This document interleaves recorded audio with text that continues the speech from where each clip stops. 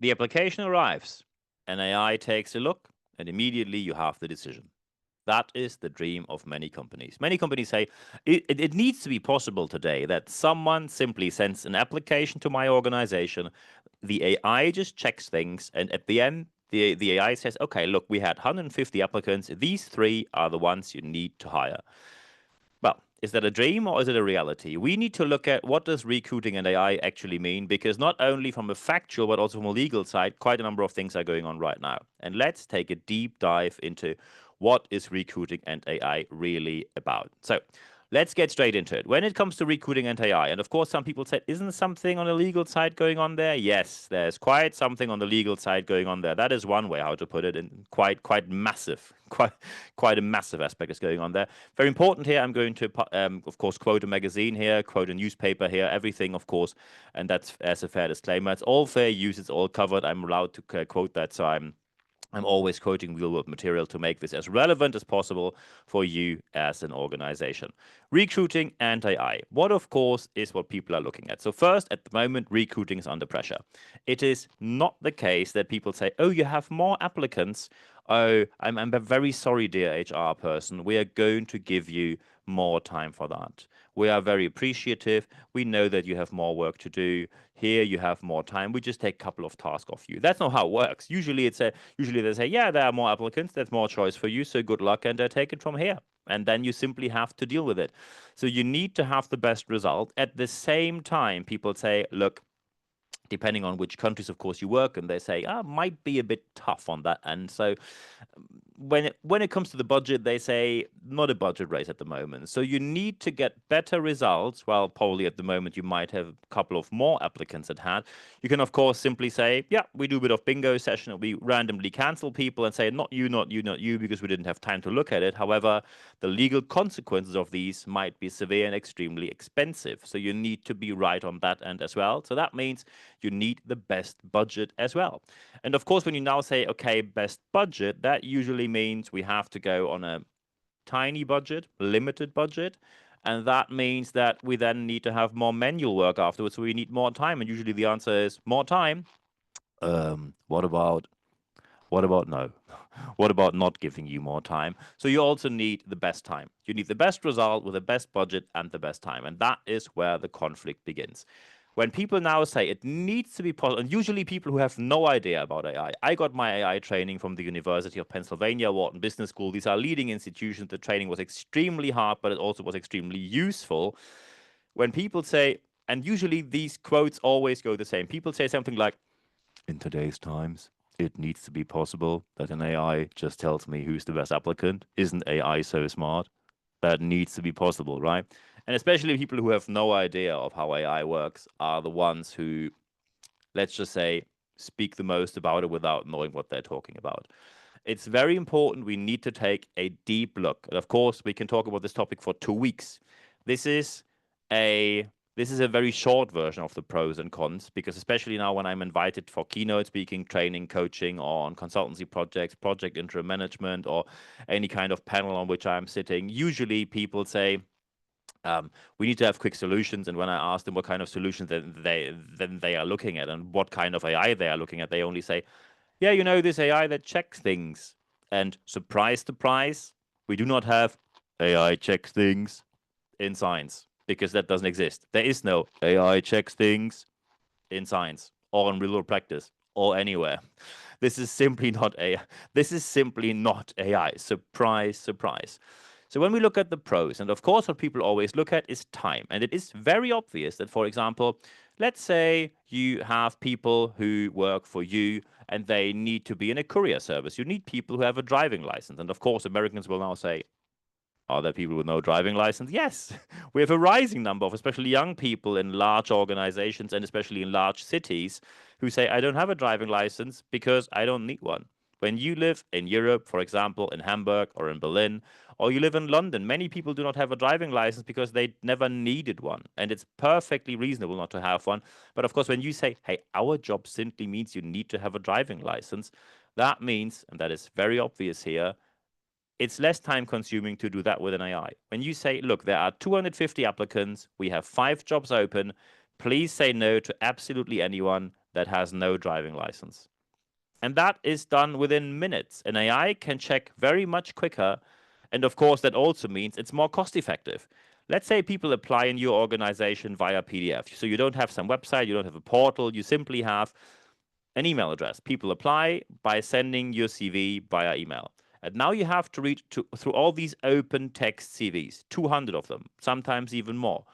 You will take way longer compared to the AI, because the AI can simply say, okay, these are the 50 applicants who mentioned having a driving license, and not one for a motorbike, but for a car, the driving license.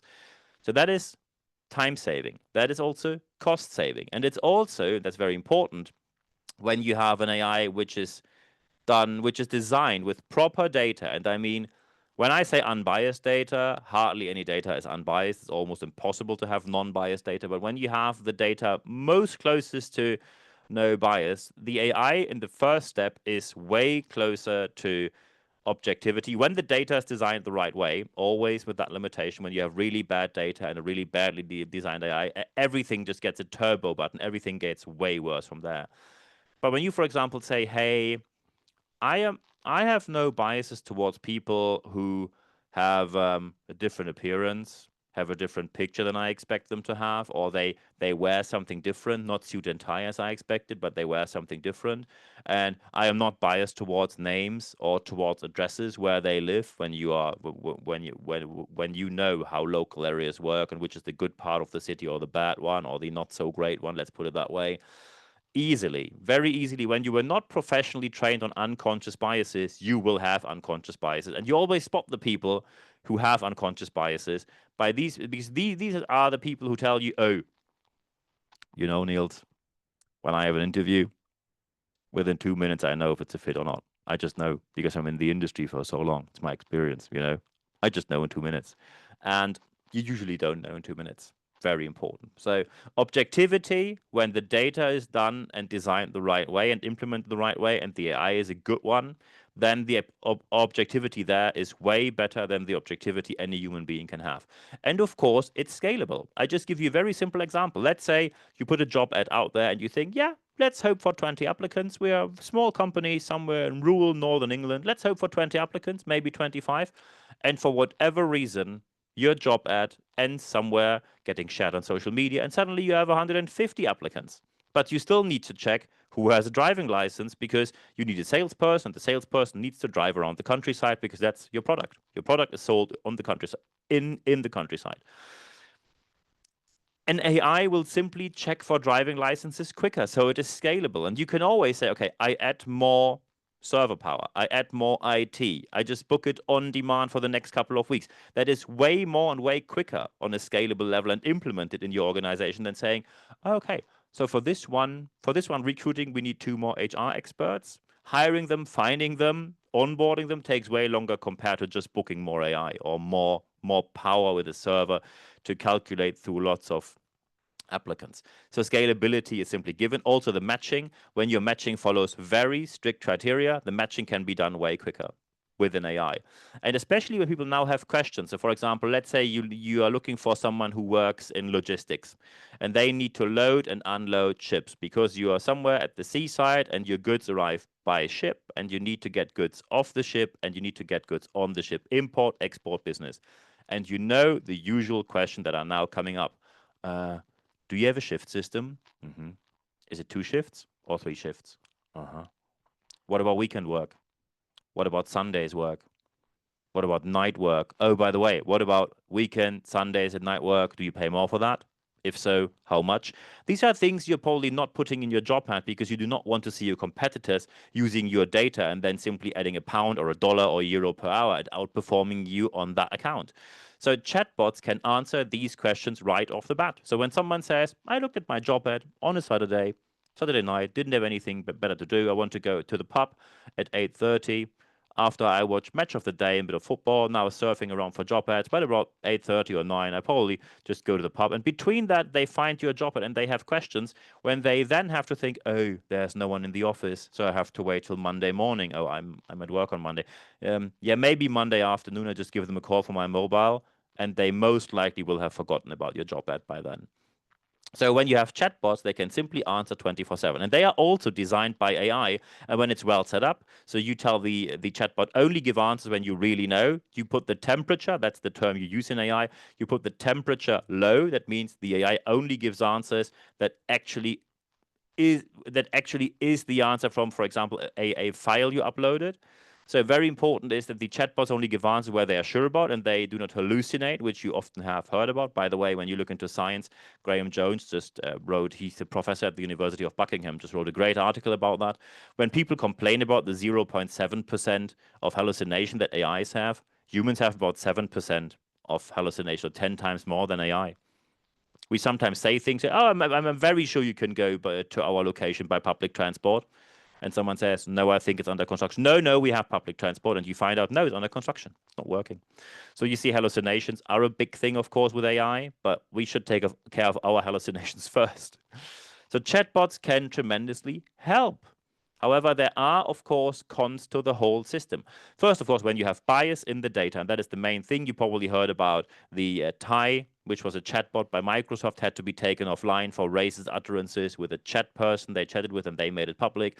Or Amazon had to take their recruiting algorithm offline because it was discriminating. By the way, these discriminations always go against women and minorities. You never so far saw any AI where you said, oh, we had this discrimination case against rich white men because, they are so discriminated and now AI made it work. No, we just don't have these cases because usually we have discrimination against women and minorities. That gets put into data, then the data gets uploaded or implemented into an AI, and then you just put a turbo button on discrimination. So bias, of course, can be worse when you simply buy a cheap AI from somewhere where you don't even know what the model is and how things work, but you thought, no, £39 a month sounds fair. So let's just buy the cheap thing. And then, of course, everything gets worse from there. And of course, there's a massive issue with intransparency. When you already look at the regulatory we have right now in the European Union, especially in Europe, the European Union, where people have a right that you give a reason. And when you then say, oh, why did you get a no? Yeah, because the AI said you get a no. You don't like that? Yeah, bad luck then, because the AI said no. This is the definition of, remember maybe, computer says no. Remember that? Computer says no. Little Britain. That's where this happened. So the intransparency here is a massive issue and, of course, a risk with legal aspects, of course. And also, in addition to that, let's say you are in competition, you need developers. And we all know that the competition for talent in the development space is absolutely insane. Mid-sized businesses often complain large corporations outperform them because large corporations simply pay more, offer more benefits, and then they say, I don't get any talent because of these large corporations. And some mid-sized businesses say, no, we actually find people. We find them without job ads because we find them because we have a good reputation. Because no one ever will say, oh, I had these three different corporations or these three different companies, a small one, a mid-sized one, and a large corporation, and I compared them. And this chatbot was so charming that I actually decided in your favor because of your nice chatbot. Personality is often, especially when your offers are comparable, people say, okay, look, maybe the large corporation pays a bit more, the mid-sized business is a bit more family-like, a bit more personal, and the small-sized business also has advantages because you have freedom, you can do whatever you want as long as you deliver on the promise. And this personality aspect is something which usually gets lost in AI. I haven't heard a single person so far saying, I like the personality of my AI chatbot so much I decided in their favor. No. And in addition to that, when you are relying on AI and suddenly the AI gets taken off the market, and of course, we already have companies who simply became way too large, way too quickly, and then they were purchased, and someone decides, oh, we just take this product off the market. And someone says, excuse me, you can't just take our video interview analysis AI off the market. And believe me, they can. When you have a dependency on AI, it means as soon as AI is not working, you cannot process a single applicant anymore because you have to go back to basics and do everything manually, which can take weeks or months. And we all know what happens when you let applicants wait. You get the rest of the people who simply didn't get a job anywhere else. So the dependency, of course, is an issue here. Many of many of these great job moments where people really say, I am very happy to work for this company, happen in the context. They say it's about the personality. And when they say, look, we had comparable offers, but my recruiter did understand me way better than anyone else. And the leader, the executive I spoke to in the company, really understood what I am looking for. I understood what they are looking for. And it was really a match between human beings. That is so important still that many people say the AI is helpful to make things efficient and quick. However, the decision is made between human beings. And that, of course, is the context. And this context can't be captured by AI, at least not as of yet. And of course, costs, while you can have cost savings in the first place, there is an upfront cost to get AI into your organization. You need to train people professionally, train people on the tools and everything. If you think you can get AI through the door by simply saying, oh, let's just invest the bare minimum with a couple of training videos, that is going to make everything worse. So there is an upfront cost. Be aware of that. So the first investment needs to be made. And in addition to that, you have regulatory and compliance aspect. And when I said at the beginning, isn't there something going on at the moment? Yes, there is. Workday, one of the largest companies using AI in recruiting, it's a massive tool used globally. Many of my clients use them. And now Workday gets sued. There is one man who said he applied hundreds of times with a company because he got suspicious, so he applied more often. And often within a very short time, even during weekends and especially at night when he applied, he got a very quick answer. So he knew no HR person could have looked at that. Not at that speed, not at that time. And very important is this lawsuit now doesn't go well. So, of course, assumption of innocence applies. So we will see how this goes. A Workday says they didn't do anything wrong. So let's hope they are right with that, because the claim here is there's a structural approach to discrimination against, surprise, minorities. In this case, based on disabilities, based on mental health disabilities, based on race, skin color, people of color discriminated here. By the way, all of these cases are often going against women and minorities because often the discrimination is in the data. So here we see a case which at the moment doesn't go too well, at least up to this point with Workday, because Workday so far had to contact every single person who got a no from the software, and any person over 40 needed to receive an email to be able to join the class action lawsuit. That is probably one of the worst case scenarios as a software company you can ever face. Let's see how it goes. It's going on for a while right now. There's a hearing in August of 2025, and let's see how it goes from there. It'll not be decided by tomorrow, and no matter how this ends, either with a yes discrimination or no, or maybe they settle for a small amount or for a huge amount, we will see how this goes. And then we can see how does AI perform in the light of being looked at from a legal point of view.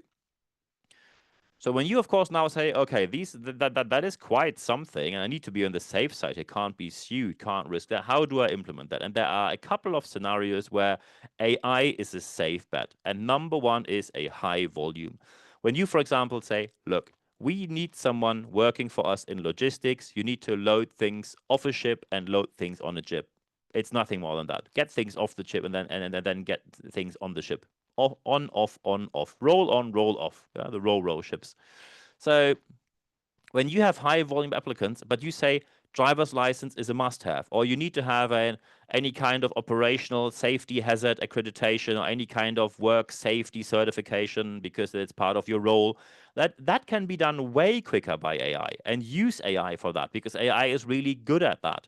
And as soon as you say, hey, it's not just that, we have a bit more than that, but you have standardization in place. So for example, you have a 3-tier application process. Step one is the AI looks at, do you have the operational safety hazard accreditation or any kind of certification for work safety? Yes, cool, proceed. Driver's license, yes, no. Okay, you have that. Very good. By the way, we are an international company, so everything is in English. So we need to make sure that you are able to read English papers. And then they have an English test that you, for example, with the European reference frame that we have there, you need to speak English on the level of B2 or maybe even C1 or even C2, which is native level. And then you have an English test, which you have to do. And these tests are standardized. And then you can see, okay, did they fulfill the operational safety hazard thing? Yes, no. Do they have a driver's license? And I don't mean for a motorbike, but for a car? Yes, no. If you say, oh, we need a lorry, so a truck driving license, it gets way difficult from there, but also it's simply something which needs to be checked. Or you say, we are willing to train people when they have no lorry or truck driver certification so far. We are willing to pay for the driver's license, but only if they already have a driver's license for a car. So we don't start from the scratch. No one ever drove anything, and we take them to truck driving. no, we only pay when you have a driver's license to get to our location back because there's no public transport.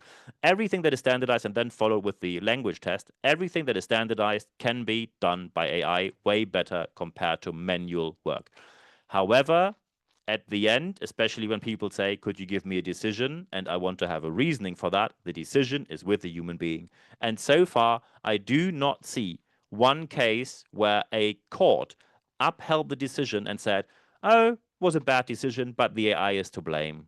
No, it's not your fault. So far, people said, anything in your organization is your accountability. And when you do something wrong, you have to stand up for it in any kind of option, in any kind of context. And also, be aware with platforms such as Kununu in Germany or Glassdoor.com in the English-speaking world, people can give feedback how they liked your recruiting process, and if you liked it or not is not relevant. When people say it was very stiff, it was very formal, it was not very personal, it was all done by AI, and I really don't think this is a great company to work for, then you might dislike this judgment, but still people have the right under Freedom of Speech Act, for example, in the US, to put this out there, and it multiplies from there. So be aware that when you take anything into account we have here, and you say, we have a high volume, we have a lot of tests where I just have to tick boxes, yes, no, lots of standardizations, and from there we do the interviews, and then humans make a decision at the end, then AI will be tremendously helpful and make things for you more efficient and more effective. And I wish you all the best implementing that in your organization. And when you now say, not sure, I have 2 to 47 questions right now, feel free to contact me. So first, of course, when you're now listening, or better to say watching on YouTube, feel free to leave a like here and subscribe to the channel. Also put the little alarm bell on so you don't miss future episodes. Feel free to comment. I'm looking forward to future discussions we have here. When you are now listening on Apple Podcasts or Spotify, feel free to leave a 5-star review there. Thank you very much for doing so. And recommend this podcast and videocast amongst your friends, colleagues, anywhere you like. Feel free to share it on social media. Thank you very much for doing so as well.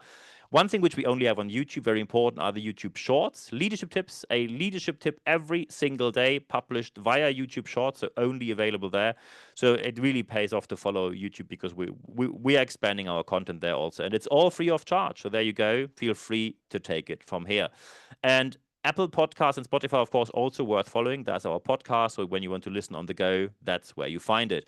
Also, feel free to go on my website, nb-networks.biz. That's where you see everything I do. And when you now say, I need to discuss something, but I do not want to do it in the comment section, feel free to drop me an email, nb@nb-networks.com. I answer every single message within 24 hours or less. This episode happened due to questions I received last week, so thank you very much, people, for doing so.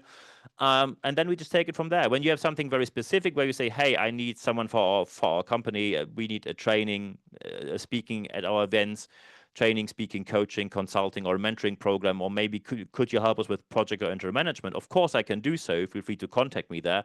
But you can also simply send me an email, and then we simply have a chat. Doesn't cost you a penny, and I'm looking forward to hearing from you anytime. Thank you very much, by the way, for the great discussions we had in the last couple of weeks. When you now say, I'd like to have a live session, is that available? Yes, it is. expert.nb-networks.com. You can put your email address in there, and as soon as you do so, you only receive one email every Wednesday morning. It's 100% content, ad-free guarantee. And as soon as you put your email address in there, you receive this email every Wednesday morning. As I said, 100% content, ad-free guarantee. It's free access to all the articles I published, no paywall, no nothing. Free access to all the podcasts I have and the video cast, of course, as well. And we only mentioned in the leadership letter, only there, nowhere else, only in the leadership letter, we mentioned when do we have the next live session and where the access is. That's only mentioned via the leadership letter. So feel free to join. I'm looking forward to seeing you there. We just had a great live session. Thank you very much for anyone joining there. The last bit, and by the way, of course, feel free to connect with me on social media. I'm on LinkedIn, Instagram, Facebook, the German platform Xing, by the way, as well, and on YouTube. So feel free to connect with me on there as well. At the end, however, the last aspect is always the most important one. Apply, apply, apply what you heard in this podcast, because only when you apply what you heard, only then you will see the positive aspects that you obviously want to see in your organization. I wish you all the best doing so. If you need any kind of help, feel free to contact me. I'm available 24/7. I'm answering every single message I receive within 24 hours or less. I'm looking forward to hearing from you there. And at the end of this podcast, and also at the end of this video cast, there's only one thing left for me to say. Thank you very much for your time.